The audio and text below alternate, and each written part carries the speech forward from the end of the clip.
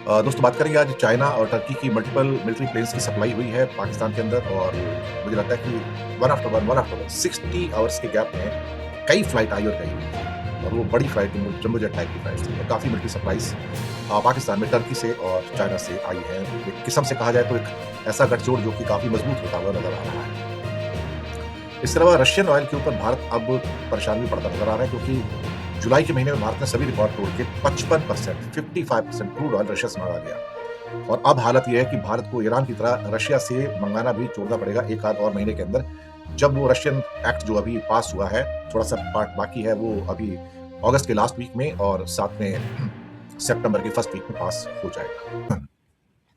सबसे पहले चाइना और टर्की के जो प्लेन्स हैं जो काफ़ी बड़ी मात्रा में एक्चुअली देखा जाए तो पाकिस्तान पहुंचे हैं और पाकिस्तान के आसमान और उसके मेन जो एयर बेसिस हैं, खासतौर से नूर खान एयरबेस जो रावलपिंडी के पास है, वहाँ पर चाइना की काफ़ी फ्लाइट्स आई हैं और कराची का जो एयरबेस है, वहाँ भी बहुत सारी, जो मसरूर कराची एयरबेस है, वहाँ भी काफ़ी फ्लाइट्स आई हैं। टर्की की बहुत सारी फ्लाइट आई हैं। पिछले 60 घंटों में चाइना और टर्की के मिलिट्री एयरक्राफ्ट लगातार पाकिस्तान में आ रहे हैं, जा रहे हैं, आ रहे हैं, जा रहे हैं। इस अचानक हुए एयरलिफ्ट सर्ज ने भारत की एजेंसी को और जो दुनिया के एनालिस्ट हैं उनको एकदम से सतर्क कर दिया है क्योंकि इन विमानों के जरिए ड्रोन्स, घातक हथियार और कुछ और मिलिट्री वेयर्स पाकिस्तान बहुत तेजी से पहुंचाई जा रही है। ये अपने आप में काफी इंपॉर्टेंट है। जो खुफिया इनपुट्स मिल रहे हैं उसके हिसाब से चाइना और टर्की के भारी भरकम जो मिलिट्री एयरक्राफ्ट है, उन्होंने पाकिस्तान के दो सबसे इंपॉर्टेंट और सेंसिटिव एयरबेस को अपना बेस बनाया है कि वहां से ये सब चीजें आ रही हैं, जा रही हैं। नूर खान एयरबेस रावलपिंडी, यहाँ चाइनीज प्लेन की आवाजाही काफ़ी बड़ी थी। ये एयरबेस पाकिस्तान सेना के हेडक्वार्टर के बेहद करीब है। मसरूर एयरबेस कराची में ये भी एक स्ट्रेटेजिक एयरबेस है और यहाँ पर टर्की के एक प्लेन और चाइना के कई प्लेन उड़ान भरते देखे गए हैं। किस किस्म के हथियार उनको सप्लाई किए गए हैं, हालांकि कोई ऑफिशियल इसकी इन्फॉर्मेशन नहीं है, लेकिन जो एजेंसीज हैं दुनिया की उनको पता लग जाता है और उनका कहना है कि टर्की के बायरकतर जो ड्रोन्स हैं वो काफ़ी बड़ी मात्रा में इनको मिले हैं और टर्की के विमानों ने काफ़ी मात्रा में सर्विलांस और कामिकाजे ड्रोन्स जो हैं पाकिस्तान को डिलीवर किए हैं। इसके अलावा हाल ही के दिनों में जो इंटरनल पीस थोड़ी-सी भंग हो गई है पाकिस्तान के अंदर, बलूचिस्तान में और केपी में काफ़ी रिवोल्ट चल रहे हैं, जिसके कारण पाकिस्तान आर्मी का जो पुराना गोला-बारूद का स्टॉक था वो काफ़ी यूज़ हो गया है और हमले भी किए गए हैं। तो अब शायद हो सकता है कि उसको रिप्लेनिश करने की बात हो रही है कि जो आपके सारे के सारे जो हथियार वगैरह खराब हुए हैं, उनको वापस से एक किस्म से कहा जाए तो उनके पास आ रहे हैं। ये जब से क्या कहते हैं, इसके अलावा चाइनीज़ जो हैं वो आपको रडार पार्ट्स, मिसाइल कंपोनेंट्स और इलेक्ट्रॉनिक जैमर्स सप्लाई कर रहे हैं। मक्का समझौते के बाद ऐसा लगता है कि पाकिस्तान को मजबूत करने का इरादा सऊदी का भी है और साथ में टर्की का भी है और हो सकता है कि सऊदी फाइनेंशियल असिस्टेंस इसमें दे भी रहा हो। चाइना और पाकिस्तान का एक इंडिया के लिए तो टू फ्रंट हो जाता है वॉर। तो चाइना लंबे समय से पाकिस्तान का सबसे बड़ा हथियारों का सप्लायर है और खासतौर से JF-17 ब्लॉक 3 उनको दिए थे और इसके अलावा अब J-10 भी उनके पास है, लेकिन जो मेजर उनका जो अचीवमेंट होगा वो दिसंबर के आसपास या अगले साल के पहले 3-4 महीनों में करीब 36 से 40 J-35 जो कि स्टेल्थ प्लेन्स हैं वो उनको मिलने जा रहे हैं।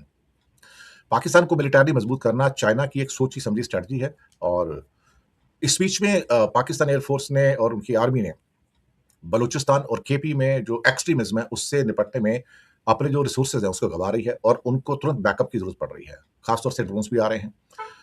भारत के लिए ये चिंता की बात है कि इतने वॉर फुटिंग के ऊपर जो हथियार सप्लाई हो रहे हैं, कंपोनेंट सप्लाई हो रहे हैं, मिसाइलें सप्लाई हो रही हैं या ड्रोन्स के कंपोनेंट्स भी सप्लाई हो रहे हैं, वो इंडिया को लगता है कि शायद मेरे खिलाफ इस्तेमाल किए जा सकते हैं। तो टू फ्रंट का जो चैलेंज है वो बिल्कुल क्लियर है। चाइना द्वारा पाकिस्तान की मिलिट्री पावर को अचानक अपग्रेड करना भारत को वेस्टर्न ब्लॉक से और नॉर्दर्न ब्लॉक से दोनों सीमाओं पर व्यस्त रखने की चाल हो सकती है। ड्रोन वॉरफेयर का खतरा है, इसमें कोई शक वाली बात नहीं है और इंडियन एयरफोर्स के ऊपर भी इससे काफी दबाव बढ़ेगा। टर्की का जो बदलता रुख है, क्या टर्की भारत के साथ तो कभी भी नहीं था, लेकिन 60 घंटे का ये मिलिट्री एयरलिफ्ट ऑपरेशन, ये एक एक्स्ट्रा ऑर्डिनरी ऑपरेशन है, ये नॉर्मल लॉजिस्टिक का हिस्सा नहीं है। इसका मतलब सऊदी, टर्की और पाकिस्तान का जो नया ट्रायंगल बना है, जो मैक्का डिक्लेरेशन है डिफेंस का, वहां पर कुछ ऐसा हो रहा है जो अपने आप में थोड़ा सा अलग है और पाकिस्तान अपने आप को काफी हद तक मजबूत कर रहा है या कहा जाए कि चाइना उसको मजबूत कर रहा है। जैसे मैंने बताया कि एयर बेसिस 2 यूज़ किए गए, एक नॉर्दर्न में, नॉर्थ के अंदर आपका नूर खान और एक साउथ में मसूर जो कराची का है और टर्की की भी काफ़ी इसमें एक्टिवनेस रही है, इसमें कोई शक वाली बात नहीं है। अब जो ज़ख़ीरा खाली हो गया था, उसको भरने की बात है और अभी पाकिस्तान स्टेल्थ फाइटर जेट्स ले रहा है और एआईपी की जो सबमरीन्स भी उनको ली हैं, वो भी इंडिया के पास तो एआईपी सबमरीन्स नहीं है और अभी तक ना ही इंडिया के पास देखा जाए तो कोई स्टेल्थ फाइटर है, जो पाकिस्तान इस साल के एंड में या या अगले साल के शुरू में उनको मिलेगा। तो ये तो सही है कि इंडिया को तो नज़र रखनी पड़ेगी, लेकिन सबसे बड़ी बात यहाँ पर ये है कि हर कंट्री को हक है कि वो दरअसल देखा जाए तो अपने आप को मिलिटरीली इक्विप करे और मजबूत भी रखे। तो ये मैं समझता हूँ कि उनका राइट भी है। लेकिन 60 आवर्स का ये जो ऑपरेशन चला सारा का सारा, जहाँ टर्किश और चाइनीज़ फ्लाइट्स आ रही थी, जा रही थी, आ रही थी, जा रही थी और नंबर्स ऑफ फ्लाइट्स आई हैं साहब। कोई छोटा-मोटा नहीं है, कम से मुझे लगता है 20-30 से ज़्यादा फ्लाइट्स ऐसा अनुमान है कि आई हैं। दूसरी खबर पे आते हैं रशिया का ऑयल भारत के गले की हड्डी बन गया है। अब सेनेट के अंदर तो सैंक्शनिंग रशिया एक्ट पास हो गया है, ईरान एक्ट भी पास हो गया है। अब हाउस ऑफ रिप्रेजेंटेटिव में ये बिल जो है अभी आएगा आपका करीब-करीब आप समझ सकते हो कि इसी महीने के लास्ट में 30 से 31 अगस्त के आसपास या मैक्सिमम फर्स्ट वीक के अंदर और ये आराम से पास हो जाएगा क्योंकि डेमोक्रेट्स और रिपब्लिक ऑलमोस्ट 90% के जो एमपीज़ हैं वो इंडिया के खिलाफ हैं। तो इनका ये कहना है कि आप कुल मिला के जो रशिया से तेल ले रहे हैं उसको बंद करो। अब जुलाई में तो इंडिया ने नया रिकॉर्ड कायम कर दिया साहब। ऑलमोस्ट क्या कहते हैं कि 55% ऑयल रशिया से मँगाया है और अब इसके बाद र इंडिया वहाँ से मँगा नहीं जाएगा। तो अब ये जो ऑयल अगर बंद होगा तो इंडिया लेगा कहाँ से? अल्टीमेटली या तो गल्फ से लेगा या फिर अमेरिका से लेगा या कुछ और साइड नेशंस हैं उनसे लेगा। पर एक बात मुझे समझ में नहीं आती है कि जहाँ पर सर्जियो गौर जो कश्मीर जाते हैं तो भारत की तारीफ करते हैं और कहते हैं कि कश्मीर भारत का इम्पोर्टेंट पार्ट है, लेकिन ये नहीं कहते इंटेग्रल पार्ट है। हालाँकि पाकिस्तान की उससे भी नाराज़गी है, लेकिन यही सर्जियो गौर कल को जब जाएँगे पाकिस्तान में क्योंकि उनके भी एम्बेसडर हैं ये सुपरवाइज़री एम्बेसडर हैं ये, क्योंकि पाकिस्तान में अलग से एक एम्बेसडर है, लेकिन इनको सेंट्रल एशिया और साउथ एशिया का सुपरवाइज़री एम्बेसडर भी माना जाता है।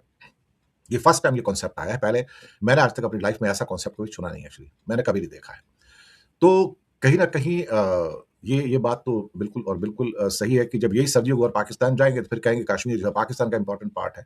लेकिन उनके जो आका हैं, जिनका नाम डोनाल्ड ट्रम्प है, डोनाल्ड ट्रम्प जो है वो तो पूर्णतः पाकिस्तान के साथ में है।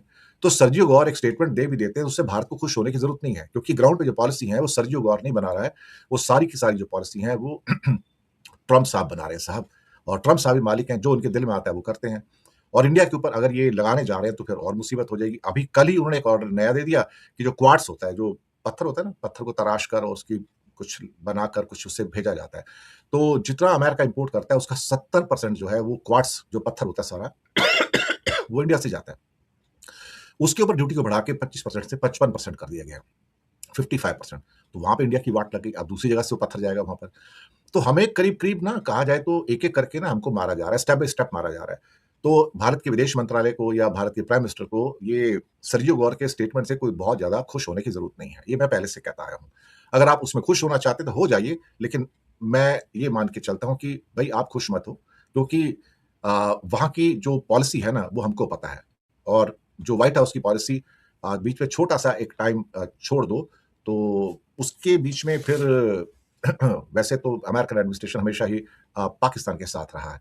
तो ये आप नहीं कह सकते। हालाँकि इसको लेके जो चाइनीज़ जो एक्सपर्ट्स हैं, वो काफ़ी फ़िक्रमंद रहते हैं कि पाकिस्तान जो है करीब-करीब 2 नावों की सवारी करता है। और फिर ये भी कहते हैं कि पाकिस्तान अमेरिका का मोहरा बन रहा है, लेकिन समस्या सारी ये है कि चाइना इतने पैसे लगा चुका है, ख़ास तौर से सीपेक के प्रोजेक्ट के अंदर। अब वो $60 बिलियन लगाने के बाद पाकिस्तान को डंप तो कर नहीं सकता। लेकिन हाँ, एक ही कंट्री के ऊपर 2 कंट्री हक जमा रहे हैं, वो भी ठीक है। यही सेम तो स्टोरी बांग्लादेश के अंदर चल रही है और हम यहाँ से थोड़ा-सा परेशानी में पड़ते हुए नज़र आ रहे हैं। तो देखते हैं क्या होता है, लेकिन मुझे लगता है कि चाइना ने भी पाकिस्तान के अंदर जो अरबों डॉलर का जो इन्वेस्टमेंट किया है, अमेरिका का भी है और अभी अमेरिका से पाकिस्तान ने, शहबाज शरीफ ने $10 बिलियन का नया लोन माँगा है और ये लोन वर्ल्ड बैंक से, आईएमएफ से नहीं माँगा, एडीबी से नहीं माँगा है। ये लोन ट्रम्प साहब से माँगा गया है। तो ट्रम्प साहब आप हमें लोन दे दो $10 बिलियन का, ताकि हमारी जो वीक पोज़ीशन है उसको हम थोड़ा-सा सँभाल लें।